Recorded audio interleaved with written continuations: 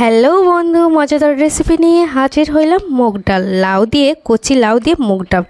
আর অবশ্যই এটা নিরামিষভাবে তৈরি করেছে। রুটি, পরোটা বা ভাতের সাথে একদম জমে যাবে এই লাউ দিয়ে মুগ ডাল। মুখে দিলে মিলিয়ে যাবে, এতটাই টেস্টি, কী আর বলবো। গরম ভাত, রুটি, পরোটার সাথে জমে যাবে। আর কিভাবে তৈরি করি সেটাই দেখতে থাকুন। মুগ ডালকে নিয়েছি, এখন পরিষ্কার করে আমি ধুয়ে নিব। অবশ্যই আগে আমি ধুয়ে নিয়েছি মুগ ডালকে। তারপর এখানে লাউগুলোকে দেখুন কতটা কচি, হাত একদম বসে যাচ্ছে। লাউগুলোকেও কেটে ধুয়ে নিব। তো মুগ ডালকে ধুয়ে নিয়েছিলাম জলে দিয়ে ভালোভাবে, তখন একদম ঝুরঝুরা হয়ে গেছে। হাতের সাহায্যে এরকম করে জলটাও টেনে গেছে, হাতের সাহায্যে ঝুরঝুরা করে নিলাম। তারপর লাউগুলো পিস করে নিয়েছি, সেগুলোই দেখাচ্ছি আপনাদের সাথে। তারপরে এখানে সিদ্ধ করার জন্য লাউগুলোকে কেটে নিয়ে রেখে দিয়েছি। তারপরে এখানে ডালগুলোকে সিদ্ধ করে নেব। এজন্য আগে ডালগুলোকে ভেজে নিতে হবে। মুগ ডালে ঘি দিয়ে আমি ভালো করে ভেজে নিলাম। ভেজে নেওয়ার পরে যতক্ষণ না ফ্লেভার ছড়াচ্ছে ততক্ষণ ভেজে নিয়েছি। খুব বেশি ভাজতে যাবেন না, সিদ্ধ হতে কিন্তু দেরি হবে। যখন ফ্লেভারটা ছড়িয়ে পড়বে মুগ ডালে, তখনই আপনারা বুঝে নেবেন যে মুগ ডাল ভাজা হয়ে গেছে। তখন এখানে অল্প পরিমাণে একটু জল দিলাম, কাঁচা লঙ্কা দিলাম, হলুদ আর লবণ স্বাদ মতো দিয়ে এটাকে ভালোভাবে একটু মিক্সড করে নিলাম। নিয়ে ঢাকনার সাহায্যে ঢেকে দিলাম। সিদ্ধ হওয়া অবধি এটাকে অপেক্ষা করলাম। ভালোভাবে সিদ্ধ হয়ে গেলে নামিয়ে নিলাম। দেখতে পাচ্ছেন কতটা সিদ্ধ হয়েছে, একদম পারফেক্টভাবে সিদ্ধ হয়ে গেছে।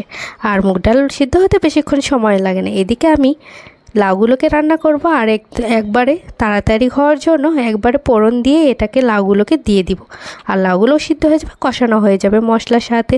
আলাদা করে আর ফোড়ন দিতে হবে না। এই জন্য এখানে তেজপাতা, শুকনো লঙ্কা আর জিরা ফোড়ন দিয়ে দিয়েছি, দারচিনিও দিয়েছি। দিয়ে একটু তেলে ফ্লেভার ছড়াতে আদা জিরা পেস্টটা দিয়ে ভালোভাবে একটু নাড়াচাড়া করে তেলে ফ্লেভারটা ছড়িয়ে পড়লে আগে থেকে কেটে রাখা সেই লাউগুলো দিয়ে দিচ্ছি। লাউগুলো দেওয়ার পরে 1 মিনিটের মতন একটু নাড়াচাড়া করে নিয়েছি।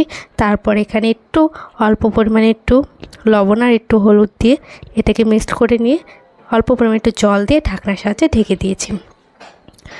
তো কিছুক্ষণ পর ঢাকনাটা উঠিয়ে এই তো দেখতে পাচ্ছেন লাউ থেকে অলরেডি জল বের হয়েছে, কারণ অল্প পরিমাণে একটু লবণ দিয়েছিলাম এই জন্য। আর এতে করে মশলার সাহায্যে কষানোও হয়ে গেল, আমার ফোড়নটাও হয়ে গেল খুব তাড়াতাড়ি। একবারে লাউটাও খুব তাড়াতাড়ি সিদ্ধ হয়ে গেল, মশলার সাথে কষানো হলো। ঢাকনাটা উঠে ভালোভাবে একটু নাড়াচাড়া করে ডালগুলো আগে থেকে সিদ্ধ করে রেখেছিলাম সেগুলো দিয়ে দিলাম। দিয়ে ভালোভাবে একটু মিক্সড করে নিব। নেওয়ার পরে ভালোভাবে একটু কষিয়েও নিব। কষানো হয়ে গেলে এখানে উষ্ণ গরম জলটাও আমি অ্যাড করে দিব। নতুন বন্ধুদের জন্য অনেক অনেক ভালোবাসা ও শুভেচ্ছা, পুরাতন বন্ধুদের জন্য অনেক অনেক অভিনন্দন। ভালোভাবে টকবক করে ফুটে উঠেছে ডালটা দেওয়ার পরে, একদম কষানো হয়ে গেছে। তারপর এখানে উষ্ণ গরম জল দিচ্ছি। যে কোনো ডাল রান্নায় আপনারা অবশ্যই উষ্ণ গরম জল দেওয়ার চেষ্টা করবেন, এতে করে স্বাদটা কিন্তু বেড়ে যায়। ভালোভাবে একটু নাড়াচাড়া করে টকবক টকবক করে যখন ফুটে উঠেছে তখন এটাকে ভালোভাবে নাড়াচাড়া করে নিচ্ছি আমি। আপনারা যদি পাতলা ডাল পছন্দ করেন তো এভাবেই নামিয়ে নেবেন ঘি দিয়ে। আর যদি ঘন ডাল পছন্দ করেন তো আমার মতন এরকম ঘি দেওয়ার পরে একটু ভালোভাবে একটু নাড়াচাড়া করে তারপর আরও ভালো করে একটু ফুটিয়ে নিন। ফুটিয়ে নিলেই ঘন হয়ে আসবে, তখন পরিবেশনের জন্য একটি পাত্র অবশ্যই নামিয়ে নেবেন। আর এভাবে মুগ ডাল খেতে দারুণ মজা লাগে। নিরামিষ দিনে এভাবে যদি পাতে থাকে অনায়াসেই ভাত শেষ হয়ে যাবে। রুটি পরোটার সাথে দারুণ